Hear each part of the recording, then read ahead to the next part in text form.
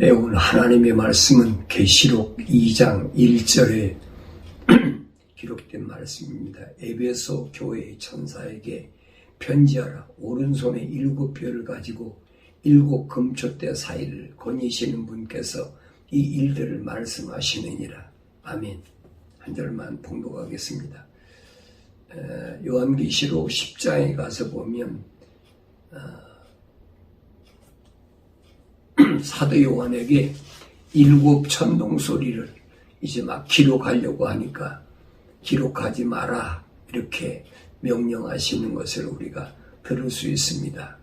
분명히 이사야 선지를 통해서는 성경에 빠진 것이 없다 그렇게 말씀하셨는데 왜 기록하지 말라고 하셨느냐. 그래서 많은 사람들이 의문을 가지고 있습니다. 그런데 7 천동소리는 이미 계시록 2장과 3장에서 7 교회에 대해서 말씀하셨기 때문에 오늘 사도 요한에게 기록할 필요가 없다라고 그렇게 말씀하신 것을 우리가 볼 수 있습니다. 그래서 7 교회 가운데 오늘은 첫 번째 에베소 교회의 천사에게 편지하라. 다시 말하면 이 말씀은 에베소에 있는 또 이제 나머지 아시아에 있는 7 교회에게 하나님이 보내신 편지입니다. 다시 말하면 창조주 하나님께서 아들들에게 보낸 편지라. 그러니까 사실은 이 편지는 하나님의 아들들이 아니면 하나님의 거룩한 백성이 아니면 이 수신자가 아니기 때문에 읽어도 깨달을 수가 없고 또 이 편지하고는 아무 상관이 없는 것을 우리가 알아야 됩니다. 그래 먼저 우리는 올바로 깨달아야 될 것이 뭐냐면 하나님의 수신을 하나님 편지를 받을 사람이 누군가 하는 것을 먼저 깨달아야 됩니다. 그래서 에베소라 그런데 에베소란 말은 지정학적으로 보면 그 터키 그 사이에 있는 에게해가 있죠.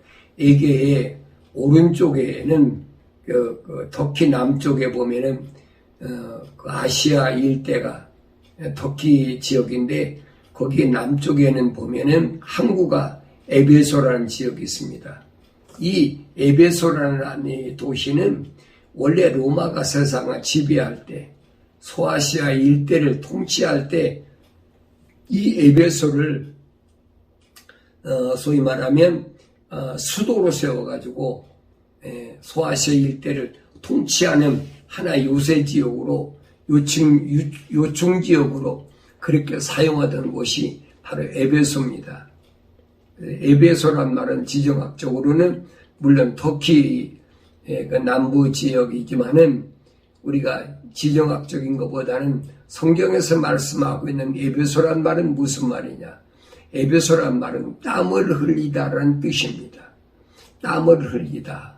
여러분들이 올바로 아셔야 에베소나 서머나 투아디라나 사데나 이런 그 지형적인 이름보다는 이 말씀이 뭘 뜻하고 있나를 아셔야 여러분들이 올바로 하나님의 말씀을 깨닫고 받아들일 수가 있고 그래서 우리가 이 에베소에 대해서 첫 번째로 하나님께서 왜 에베소 교회에게 편지라고 하셨느냐.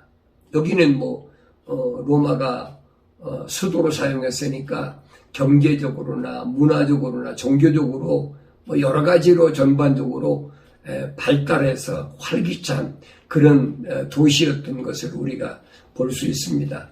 성경에서는 보면은 사도 바울은 이곳에서 3년 동안 이제 복음을 증거하고 그래서 이 에베소 지역에서 많은 그 장로들이 또 세워졌고 또 복음 증거자들이 배출된 것을 볼 수 있습니다.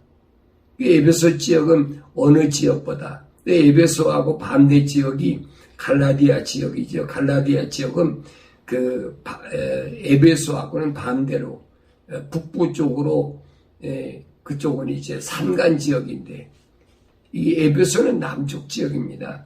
그래서 여기서 바울은 목회하면서 여러 가지 그 하나님의 말씀을 우리가 깨닫지 못했던 것들을 에베소서를 통해서 깨닫게 해주는 아주 복된 소식들이 기록된 것을 우리가 볼 수 있습니다. 그래서 이 에베소 지역에 바울은 목회하면서 왜 오늘 교회에게 그 5가지 직분이 있느냐, 그 직분에 대해서 잘 설명해 줬습니다. 5가지 직분에 대해서 설명하고 있죠. 첫째는 사도, 두 번째는 선지자, 세 번째는 복음 증거자, 네 번째는 목사, 다섯 번째는 교사. 이렇게 5가지 그 직분을 주셨는데 왜 주었느냐 하는 것을 이제 설명합니다. 이것은 주님의 몸인 교회들로 하여금 하나가 되게 올바른 하나님의 거룩한 올바른 뜻을 잘 세워서 섬기도록, 그래서 이 5가지 직분자를 주님께서 은사로 주셨다라고 그렇게 설명합니다.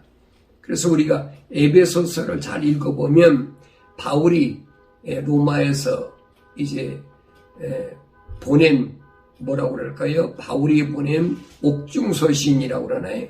그 옥중서신 가운데 첫 번째가 바로 에베소서인데, 에베소서를 잘 보면 우리가 어떻게 신앙생활을 해야 되느냐 하는 것을 아주 구체적으로 설명한 것을 볼 수 있습니다. 첫사람 아담이 에덴의 동쪽 하나님의 동산에서 쫓겨나서 세상에 들어와서 땀을 흘리하는 것은 마땅한 과제로 그렇게 성경은 기록되어 있습니다. 그래서 하나님께서는 아담에게 말씀하시잖아요. 너는 평생 동안 이마에서 땀을 흘려야 된다. 오늘 에베소란 말은 바로 그 말입니다. 땀을 흘려야 되는 에덴에서 쫓겨난 하나님의 거룩한 백성이 이 땅에서 어떻게 신앙생활에 될까 하는 것을 설명해 주고 있습니다. 잠언서 기자는 이 사건을 뭐라고 그러느냐, 일하기 싫어하는 자는 먹지도 말라 그랬습니다. 일하기 싫어하는 자는 먹지도 말라.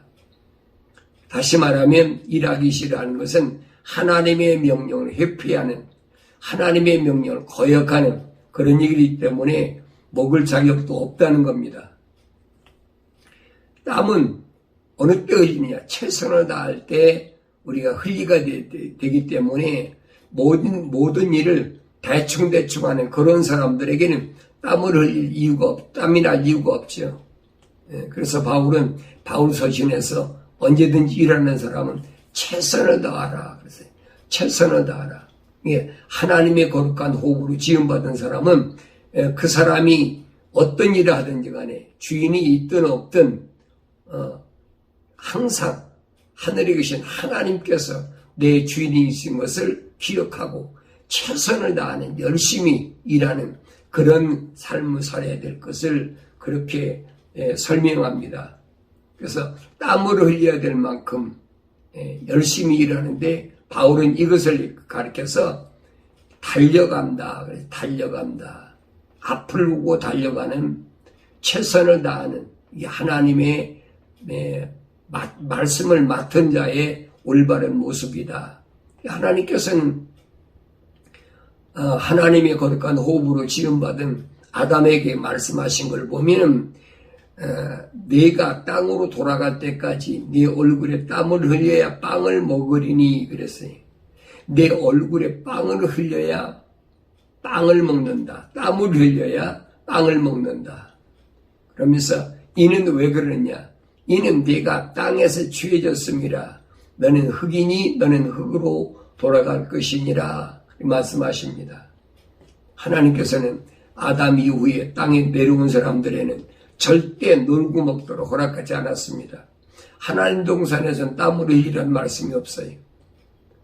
너는 세상에 나가서 흙으로 돌아갈 때까지 네 얼굴에서 땀을 흘려야만이 빵을 먹는다. 이 땀을 흘리기 싫은 사람은, 다시 말하면 하나님 명령에 거역하기를 원하는 사람은 땀을 흘리지 않으니까 놀고 먹는 사람들 누가 합니까? 그러니까 도둑질하고 사기하고 남 것 덜쳐먹고 폭력을 행하고, 이건 하나님의 거룩한 뜻이 아니. 하나님의 거룩한 뜻은 언제든지 나에게 뭘 말씀하고 있냐면, 내가 세상에 사는 동안에 최선을 다하라는 겁니다. 땀을 흘려서 빵을 먹으라. 언제까지? 흙으로 돌아갈 때까지. 그래서 우리는 미완성된 아담의 후손으로 이 땅에 들어왔기 때문에 나는 땅에 사는 동안 마땅히 땀을 흘릴 때까지 일해야 된다는 것을 항상 잊지 않고, 그 일이 어떤 일이든 내가 주인이든 아니면 내가 종살이하든 언제든지 최선을 다하는 모습으로 세상을 살아가야 된다. 이런 사람들은 하나님의 거룩한 뜻에 따라 살아가는 사람입니다. 그러니까 오늘날도 신앙생활을 하는데 잘못된 사람은 대충대충 살아가려고 그래. 그리고 일하지 않고 놀고 먹고 그러달라는, 일하지 않고 먹으려니까 어떡합니까? 남의 거 갈취해 먹고 도둑질해 먹고, 폭력으로 다취하는 거지. 그런데 이 사람들은 이렇게 살다 보니까 어떻게 생각되는 거 아니, 천국도 마치 이 세상에서 폭력으로 탈취하는 것처럼 그렇게 잘못 알고 있다는 얘기예요. 그래서 우리 주님께서 말씀하신, 내가 정말로 천국을 받을 의향이 있느냐? 그렇다면 너는 세상에서 폭력으로 무언가 탈취하는 것으로 잘못 알지 말라는 거예요. 하나님께서는 누구에게 약속하셨느냐? 사람다운 사람에게 약속하신 것이지, 짐승들이 세상에서 폭력으로 탈취하는 것, 그렇게 천국을 내가 탈취해서 들어가는 것으로 잘못 알지 말라고 그렇게 지적하신 것을 볼 수 있습니다. 근데 사람들에게는 이렇게 폭력으로 탈취되는 것으로 잘못 인식된 건 왜 그러냐면, 사람과 동물은 여섯째 날에 창조됐습니다. 동물도 가축인과 마찬가지죠. 여섯째 날에 사람이 창조되기 전에 하나님께서 갖가지 동물과 갖가지 종류의 가축들을 창조하신 것을 우리가 창세기 1장에서 볼 수 있는데, 하나님께서는 이것들을 다 창조해 놓으시고, 그리고 마지막에 가서, 여섯째 날 마지막에 가서 하나님의 형상대로 우리가 사람을 만들자. 우리 모습대로, 우리 형상대로. 그래서 우리가 여섯째 날까지 창조한 모든 것들에 대한 통치권을 이 사람에게 부여하게 하자. 이게 기록된 것을 우리가 볼 수 있습니다. 그래서 만약에 사람들이 이렇게 하나님의 형상대로 완성되지 못했다면 그 사람은 흙으로 된 사람에 불과한데, 그 사람에게 뭐가 있느냐? 이 짐승들과 같이 폭력이 있다는 거죠. 뭔가 하나님께로부터 저주받은 아담, 그 속성이 그대로 있는 거예요. 하나님께서 아담에게 말씀하신 게, 땅은 너로 인하여 가시와 엉겅퀴를 낸다. 가시와 엉겅퀴를 낸다. 이 세상에 거하는 사람들 보면 전부 남의 것을 탈취하고 도둑질하고, 뭐 개인적도 마찬가지고 국가 간에도 마찬가지고, 이게 사실 성경적으로 보면 이 세상은 동물의 전쟁이에요. 동물의 전쟁, 양육강식, 강한 자들이 약한 자를 잡아먹는 것. 뭐 역사적으로 보면은 얼마든지 기록되어 있어요. 근데 성경의 역사에서는 우리에게 어떻게 말씀해 주고 있느냐? 하나님의 백성들을 이 강한 자들 손에 맡겨가지고 하나님이 진노하시는 그런 모습을 우리가 볼 수가 있어요. 그러니까 하나님이 기뻐하시는 일을 하는 하나님의 백성에게는 하나님이 보호하시고 지켜주시지만은, 그렇지 않고 하나님께서 원하시는 일을 하지 않으면, 반대로 가면 반드시 하나님은 그에게 뭘 내리시느냐? 징계를 내리신다. 그래서 뭡니까? 모델로 우리에게 북이스라엘과 남유다에 대하여 지금 성경이 기록하고 있는 거예요. 구약 전체가 그 얘기입니다. 남유다와 북이스라엘이 어떻게 멸망했느냐. 하나님의 백성들을 하나님께서 왜 이방인 손에 붙여주셨겠습니까? 다른 것이 아니에요. 세상을 폭력으로 탈취하는 것으로 그렇게 생각하고 있는 이들에게 하나님께서 맡긴 겁니다. 그래서 에레미야 선지자들 보면 그렇잖아요.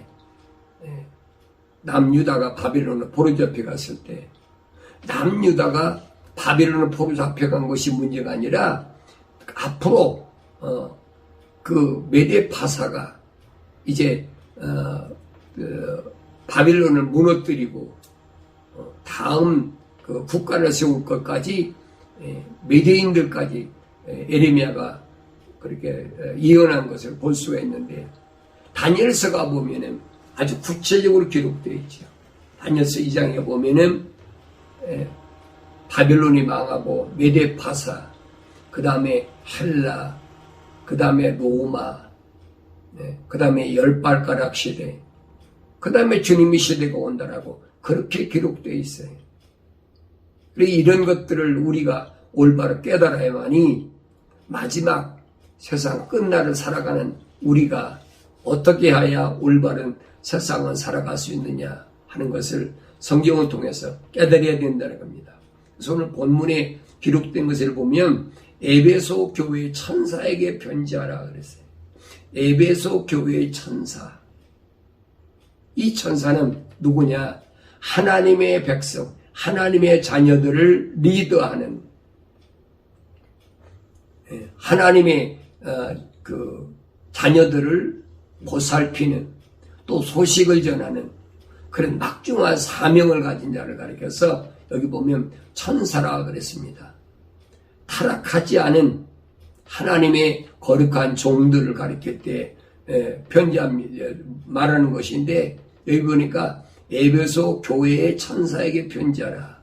그러면서 오른손에 7뼈를 가지고 7 금주대 사이를 거니시는 분께서 이 일들을 말씀하시느니라 그랬어요. 오른손에 7뼈를 가지고 7 금주대 사이를 거니시는 분께서 이 일들을 말씀하시느니라 그랬어요. 손에는 7뼈를 가지고 그랬어요. 7뼈는, 근데 이제 계시록 1장에 보면은 이 7뼈과 7 그 촛대가 무언가, 금촛대가 무언가. 우리 주님은 7뼈를 오른손에 가지시고 그 7 금촛대 사이를 거니시는 분. 바로 그 주님의 모습이에요. 우리 주님의 모습을 우리가 여러분 어떻게 생각합니까? 2001년에 오신 초림 예수로 여러분 생각하고 끝납니까? 아니란 얘기. 마지막 때 우리 주님께서 우리에게 재림이주가 오실 그 모습은 어떤 모습이냐? 7 별을 오른손에 가지시고 7 금촛대 사이를 거니신다는 거예요. 그래서 요한계시록은 과거를 말하는 것이 아니라 현재와 미래에 대한 정확한 주님이 계신 것을 우리가 알아야 됩니다. 그러므로 1장 19절에 보니까 내가 본 것들과 현재 있는 일들과 이후에 일어날 일들을 기록하라 그랬어요. 현재 일과 이후에 일어날 일들을 기록하라. 사도요한에 본 것이 뭐냐? 내가 본 것은 나의 오른손 위에 7별과 7 금촛대의 신비라 그랬어요. 7별, 주님 오른손 위에 있는 7별, 그리고 7 금촛대의 신비. 왜 신비라고 그랬어? 말로가 표현이 안 되는 거예요. 그러니까 신령한 비밀이기 때문에 인간의 언어로는 표현이 안 돼. 그래서 신비라 그랬습니다.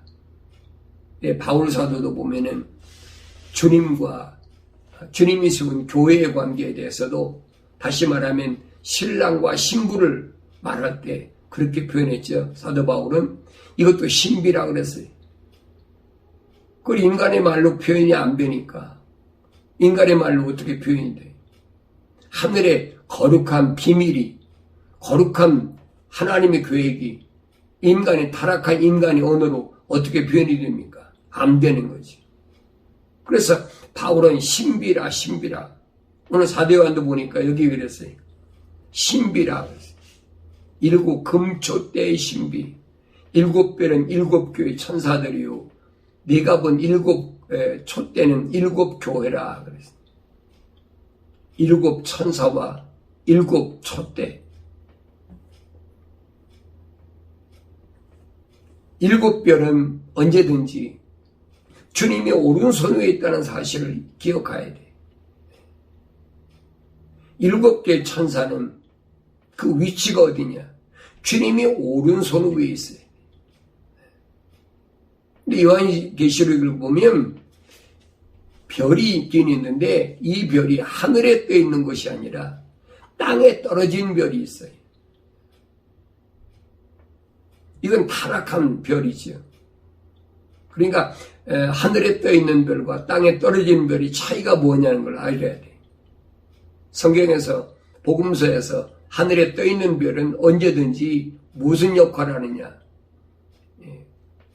초림 예수, 유대 땅 베들레헴 말교회에서 탄생하신 초림 예수를 인도하는 방향을 가르치는 이 사명을 감당하는 거예요. 이게 아무나 이 사명을 감당하는 게 아니죠. 우리는 떳떳하면 하나님의 말씀을 증거하는 그런 사람들을 가리켜서 사도다, 선지자다, 복음전도자다, 목사다, 교사다 이런 직분자를 설명하고 있는데 이들은 다 뭘 가리키고 있느냐? 하늘의 별과 같은 타락하지 않은 하나님께 쓰임받는 별과 같은 그런 존재가 되어야 된다는 겁니다. 이들은 언제든지 내 위치가 어디냐는 거예요. 내 위치는 주님의 오른손 위에라는 거예요. 주님의 오른손 위라면 그는 하늘에 떠 있어야 되죠. 하늘의 소식을 전해야지 땅의 것을 전하는 게 아닙니다. 사도하는 거라잖아요. 땅의 것을 전하는 자, 그건 세상에 속한 자라는 거예요. 오늘날 보세요. 아주 이름은 사도다, 선지자다, 목사다, 복음 증거자다, 교사다 하면서 하늘을 증거하는 사람이 몇 명이 됩니까? 아주 극소수예요. 대개 사람들은 땅의 것을 전합니다. 땅에서 뭘 먹고 입고 마시고 어떻게 성공하고 그러기 위해서는 이 사람이 어떤 스펙을 가지고 있느냐 그걸 앞세우잖아요. 왜? 많은 사람들이 따라오길, 많은 사람들을 끌어가기 위해서. 여기 혼돈하면 안 돼. 사도요한도 보면은 복음을 전할 때 보면은 많은 사람들이 와서 거짓으로 다 속여서 미혹하고 유혹하는 것을 우리가 볼 수 있는데 심지어는 사도 바울은 뭐까지 얘기하느냐? 광명한 천사로 가장까지 한다. 광명한 천사로 가장한다. 빛을 발하는 천사로 가장까지 하는 것이 이게 사탄의 움직임이라는 것을 우리에게 바울 사도는 설명하고 있습니다. 그래서 금촛대, 촛대는 촛대인데 주님께서는 금촛대 사이를 거니신다는 거예요. 촛대는 불을 밝히기 위한 것인데 불을 밝히는데 왜 금촛대에 되느냐? 금촛대. 금이라는 물질은 모든 소위 말하면 비중이 얕은 것들은 다 재련해버리고 빼버리고 순도가 100%, 99.9% 되게 우리 금을 말하면 그러잖아요. 순도가 얼마나 되냐? 99.9%다. 그 100%라는 거예요. 완벽한. 그것이 비중이 제일 높고 값이 제일 비싸다. 이제 그래서 금촛대 같은 교회란 말은 이 세상에 하나님께서 이 교회를 세우시고 이 세상의 영광론 속에 집어넣으시고 불순물을 다 뽑아내버린 거예요. 순수하게 하나님의 진리의 말씀은 100% 따라가는 그 교회들, 그 사회를 주님은 거니신다는 거예요. 내가 오늘 금초대 교회인가? 나에게 불순물이 없나? 나에게 흠과 점이 없나? 성경은 그 말씀만 하고 있어요. 흠과 점이 없어야 된다. 뭐가 흠이고 뭐가 점이냐는 거예요. 이걸 알아야 되는데 세상의 권력을 탐하고 세상의 물질 탐하고 세상의 어떤 정욕적인 걸 탐하면서 그게 점과 흠이라는 거예요. 이거 금초대 교회가 못 되는 겁니다. 100% 하나님의 약속을 믿고 100% 하나님 명령에 순종하는 그 사람이 100% 금초대 교회. 다시 말하면 주님이 권위시는 그 교회. 교회는 교회인데 주님이 권위시지 않는 교회라면 그건 주님의 교회가 아니죠. 주님이 원하시는 교회, 주님이 권위시는 교회는 금초대 교회라. 그러면서 오늘 주님께서 에베소 교회에게 하신 말씀이 보면은 내가 너희 행위와 수고와 인내를 알미요 그랬어요.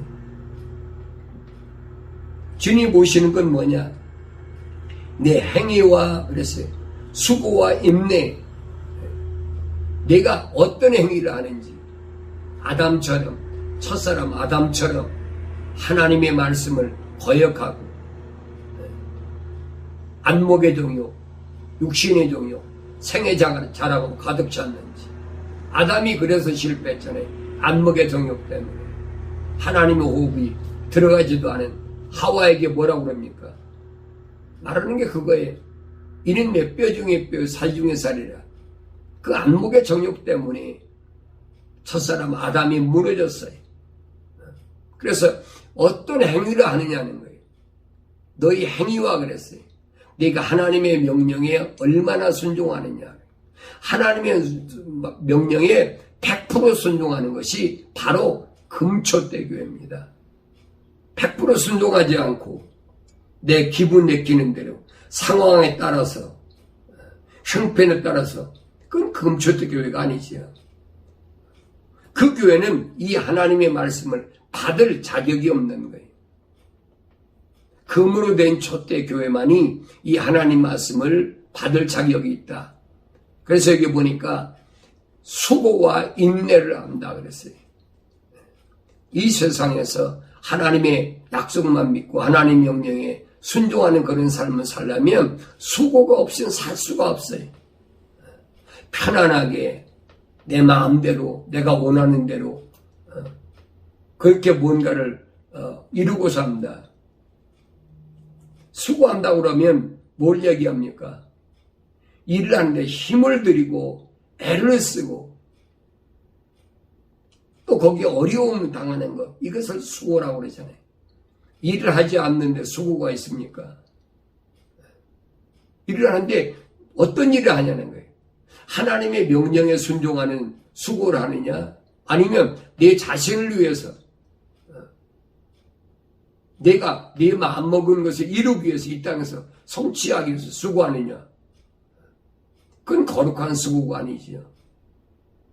그래서 하나님의 형상으로 지음받은 사람은 이 땅에서 수고를 해도 어떤 수고를 하냐.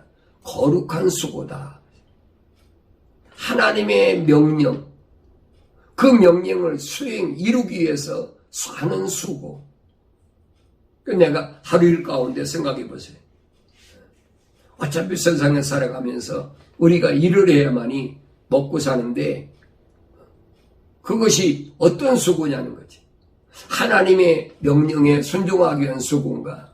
아니면 내 명예나 주의나 내 뜻을 이 땅에서 펼쳐지기 위한 수고인가? 나 자신이 너무나 잘 알잖아요. 그 다음에 인내를 한다. 인내. 이 수고에는 반드시 인내가 따릅니다. 인내가 없이는 이 수고를 감당할 수가 없죠. 인내가 없는, 다시 말하면 수고할 때에 괴로움이나 어려움을 참고 견디는 것 없이는 우리가 열매를 맺을 수가 없어요. 성경은 여러 가지로 설명하고 있습니다. 인내할 때만이 열매 맺는다. 근데 인내가 됩니까? 인내가 안 되죠. 그래서 우리 주님께서 오셔서 우리에게 본을 보여주신 거예요. 온전한 사람 본. 그 사람은 어떤 사람이냐? 성령으로 완전해야 된다. 그 성령으로 완전해지지 아니하면 거룩한 인내가 있을 수가 없어요.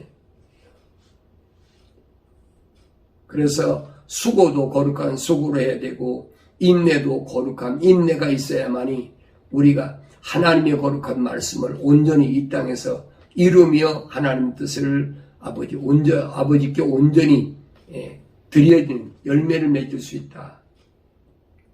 그러면서 또 내가 어떻게 악한 자들을 용납지 아니한 것과 악한 자들을 용납지 않는 그 수고, 악한 자들을 용납지 않는 그 인내, 사방주위에 다 악한 자들을 꽉 찼는데, 거짓 것들을 꽉 찼는데, 거기서 올바른 하나님의 말씀에 순종하고 올바른 하나님의 약속을 믿고 그러고 세상을 살아가야 되니까 그런 동안에 소위 말하면 내게서 잡동사니는 다 빠져나가는 겁니다. 순수하게 변하지 않는 순금으로 된 그 믿음만이 100% 존재할 수가 있음을 우리가 알아야 됩니다. 내가 세상에 왜 내려왔나?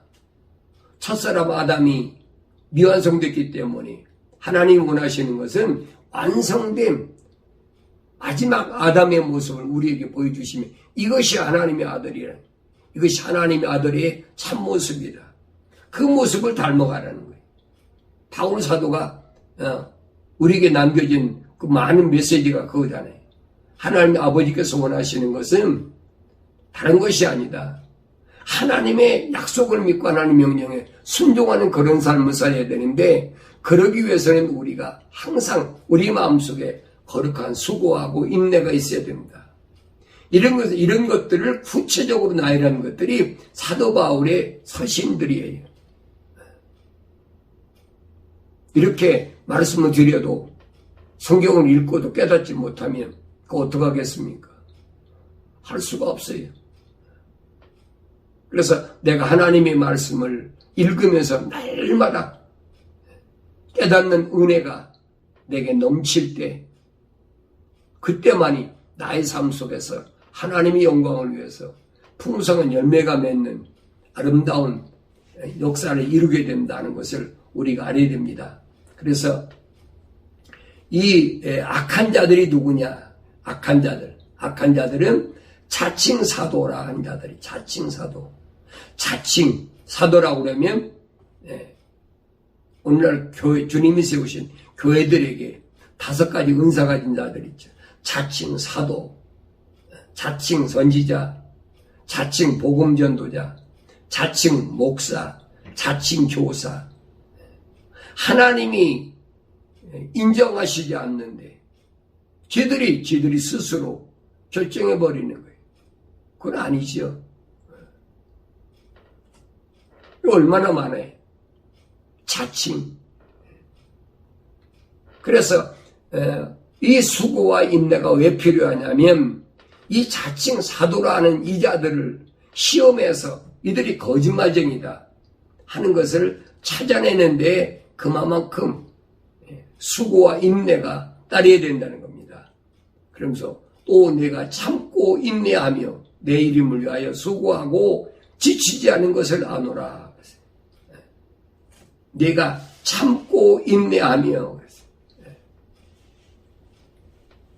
거짓 것들이 우리 주위에 얼마나 많습니까? 아마 하나님의 말씀, 진리의 말씀을 빙자해가지고 직업적인 사도들, 직업적인 또 뭡니까? 선지자들, 직업적인 복음전도자들, 직업적인 또 무슨 목사, 직업적인 교사 이런 사람들이 다 둘러싸여 있어요. 여기서 우리가 참말로 진짜를 찾아낼 수 있는 것, 가짜 거짓말쟁이를 가려낼 수 있는 것, 그건 성경을 읽는 것밖에 없어요.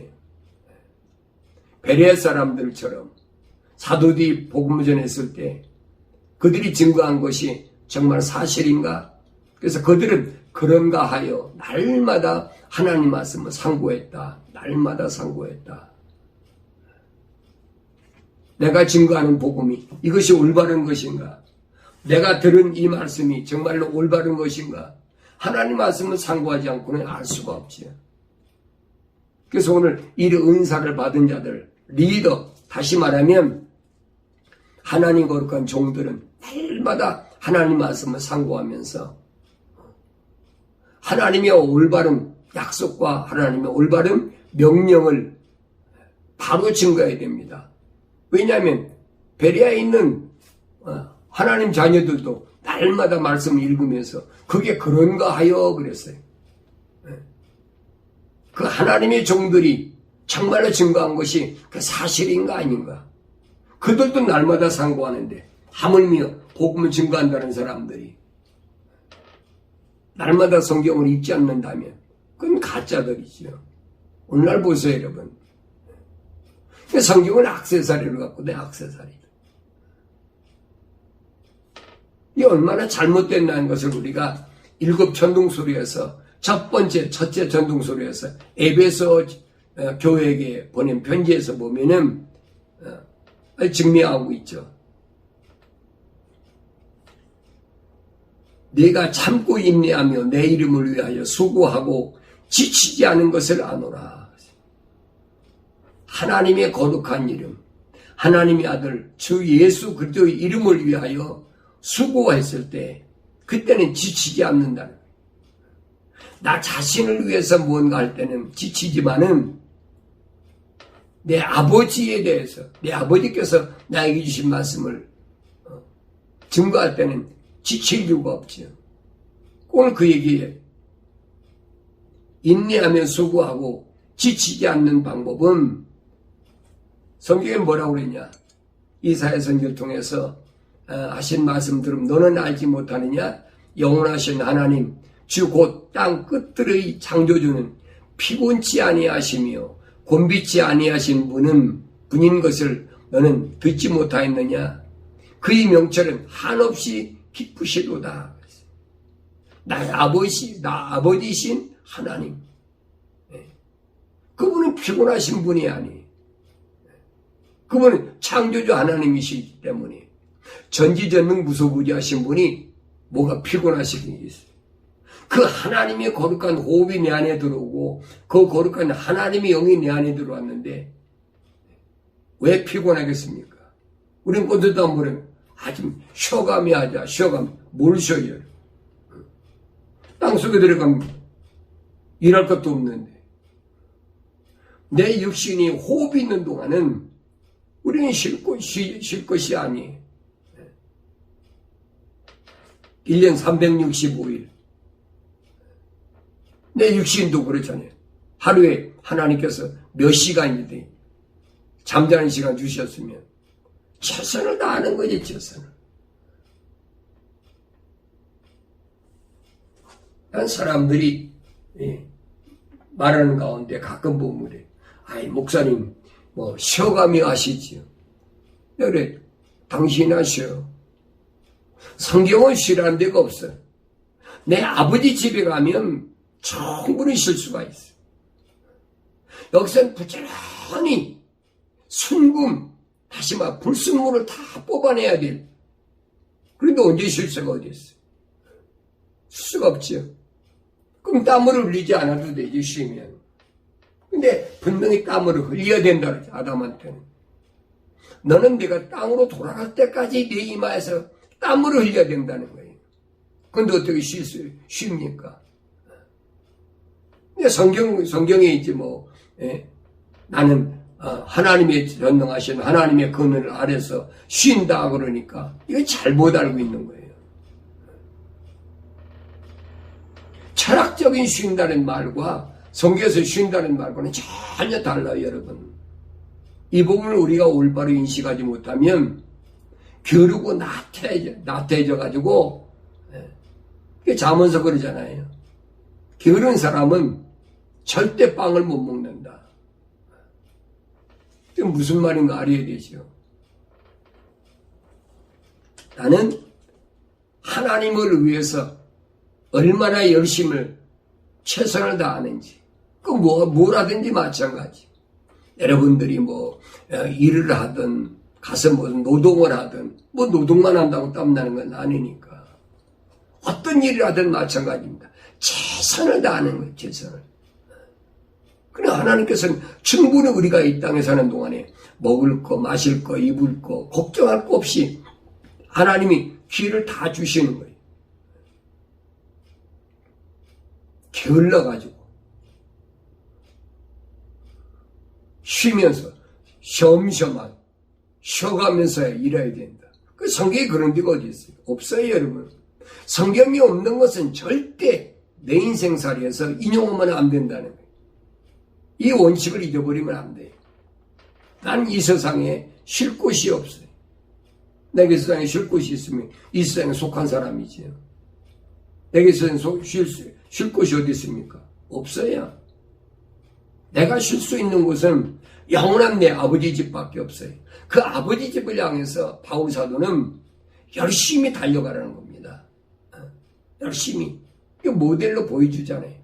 얻어 터지고 욕을 먹고 숱하게 감옥에 갇히고 별일을 다 하면서도 하나님께서 내게 주신 사역을 감당하기 위해서는 그거 당연한 거 아닙니까? 근데 귀가 달콤하게 그래.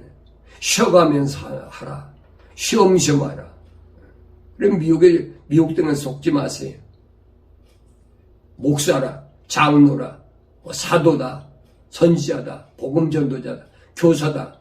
이런 이름을 가지고 사역을 한다는 사람들이 만약에 쉬라고 한다면 그 사람은 잘못된 사람이에요. 그 사람은 주님의 오른손 위에 있는 별이 아니에요.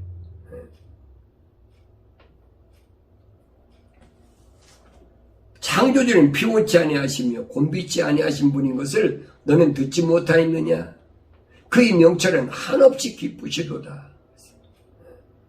내가 주를 위해서 최선을 다하고 목숨까지 다하고 주의 약속을 믿고 주의 명령에 순종하는 그런 삶을 살면 하나님께서는 곤비한 자에게 힘을 주시며 무력한 자에게 힘을 더해 주시나니 그랬어요. 곤비한 자. 하나님의 거룩한 뜻을 이루기 위하여 최선을 다할 때 곤비하다 그랬어요. 그에게 이길 수 있는 분야 힘을 주신다. 그게 성령의 능력이거든. 내 힘으로 이길 수가 없어요. 주님 말씀하시잖아요. 네 몸을 죽인다고 하는 자를 두려워하지 말아라. 그 거짓이니까. 내 혼과 몸을 영원히 멸망시킨 그분을 두려워해야지. 우리는 환경 때문에 건듯하면 두려워하고 그러잖아요. 마음은 원인데 육신이 연약해서 원하는 하나님 뜻을 이루지 못하고 환경 앞에 자꾸 넘어지는 그 사람들에게 성경은 뭐냐? 성령으로 충만하게 하셔서 힘주신다는 거예요. 오늘 사도 요한이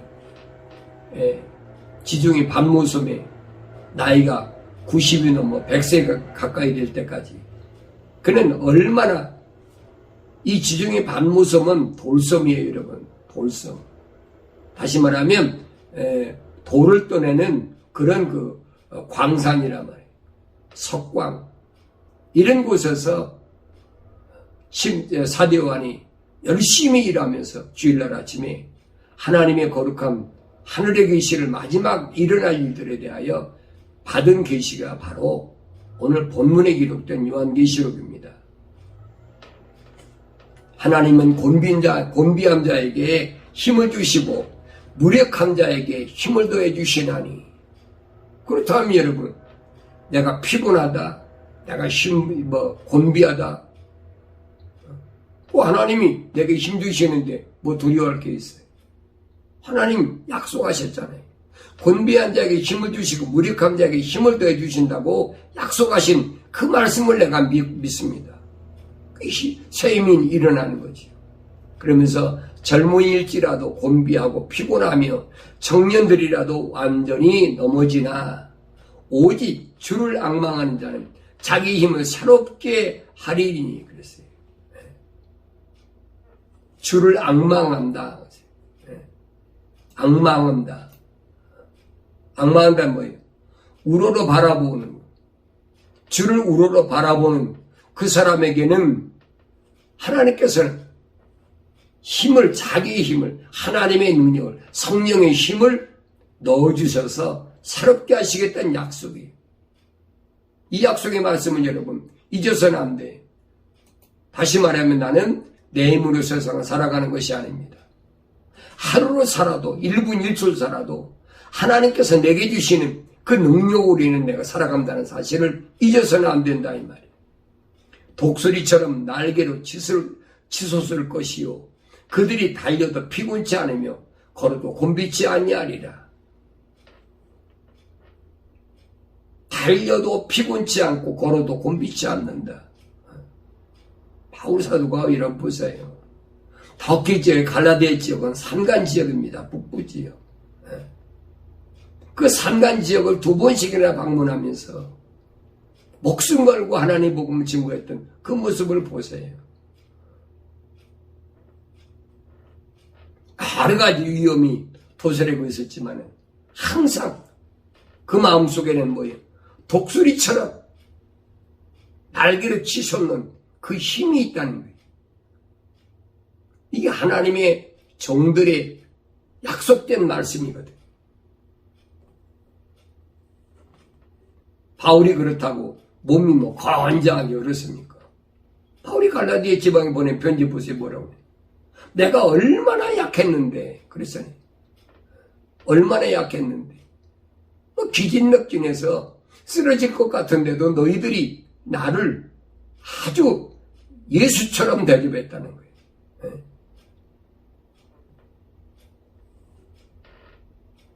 그러나 너를 책망할 것이 다소 있나니 이는 네가 너희 첫사랑을 저버린 것 때문이라 그랬어요. 너를 책망할 것. 뭘 책망받아야 되느냐? 네가 너희 첫사랑을 저버린 것 때문이라. 첫사랑. 첫사랑이 뭐예요? 에덴의 동쪽 하나님 동산에서 첫사람 아담이 하나님 뭐예요? 거룩한 사랑의 호흡으로 지음받았는데 이거 버려버렸어. 무엇 때문에? 안목의 정욕 때문에. 눈에 보이는 이는 내 뼈 중에 뼈요 살 중에 살이라. 그 하와의 말 한마디 넘어가 버렸잖아요. 하나님의 첫사랑을 잃어버렸어요. 그 첫사랑을 회복하라고 주님께서 지금 예배에서에게 말씀하세요. 땀을 흘리는데 그 땀을 흘리는 목적이 뭐냐? 첫사랑 회복이라는 거예요. 이 첫사랑이 회복되지 않는 사람은요, 여러분, 절대 책망을 듣기 싫어합니다. 사람이 그래요. 자기를 칭찬해주고 막 치고라고 할 때는 아주 좋아해요. 근데 뭔가를 잘못됐다고 지적하면 아주 듣기 싫어하거든요. 이 사람은 가능성이 없는 사람이에요. 왜? 성경을 안 읽으니까. 사람의 말로 책망하는 것이 아니라 하나님의 말씀에서 잘못된 것을 책망하면 듣기 싫어하거든요.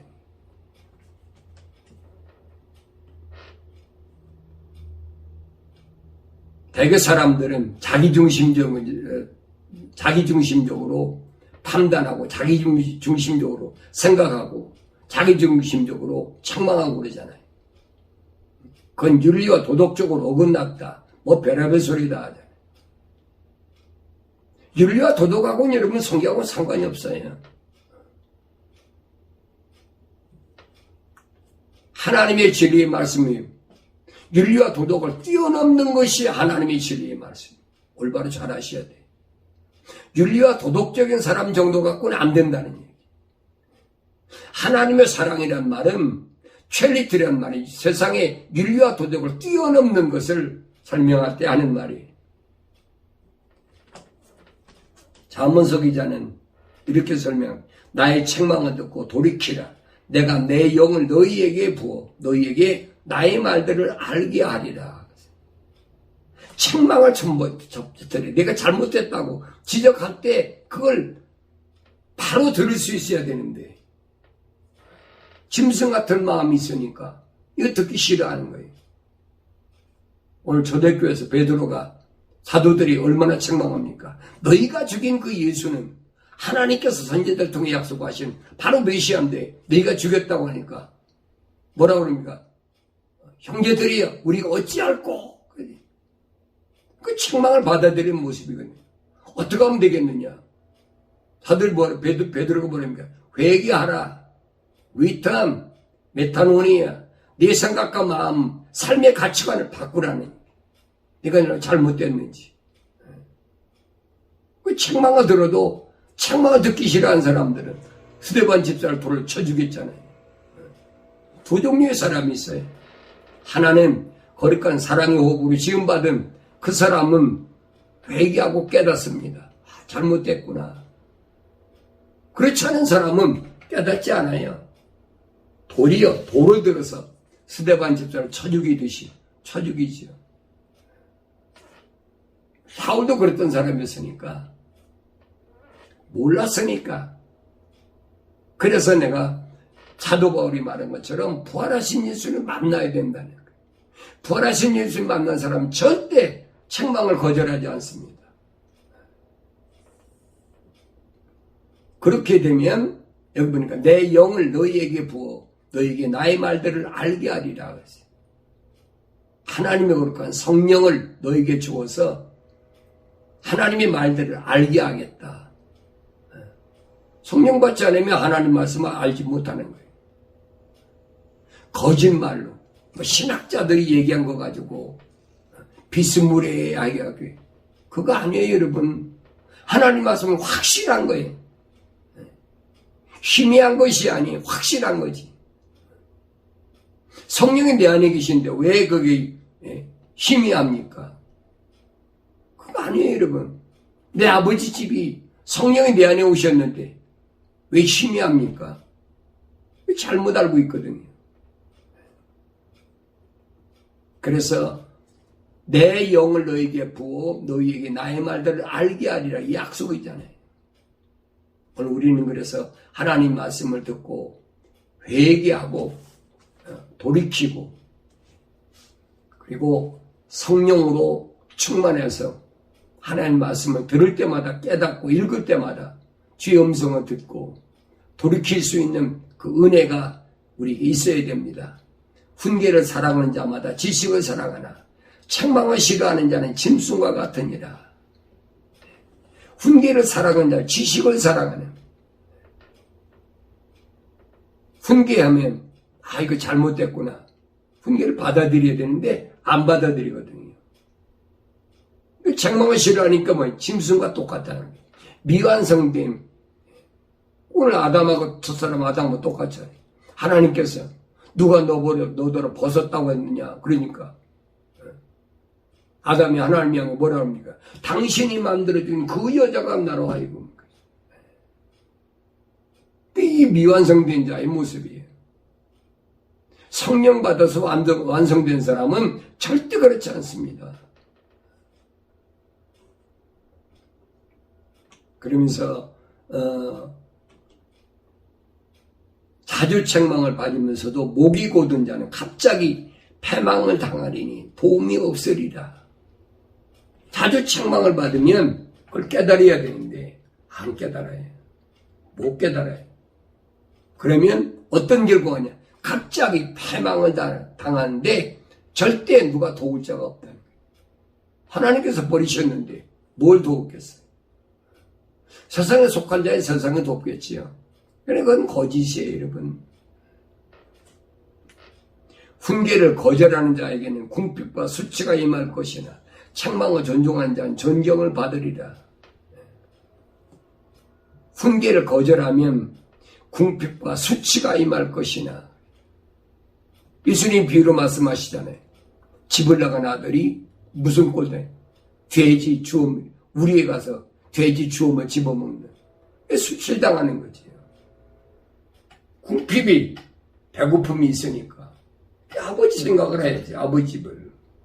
이 비유를 잘못 깨달으면, 알지 못하면 알 수가 없어요. 세상 과학이, 천만에 맞아요. 세상 철학이 절대 나에게 올바른 길을 가르쳐주지 않는다는 사실을 여러분 올바로 깨달으시고, 이제라도 늦지 않아서 마지막 찬스에 지금.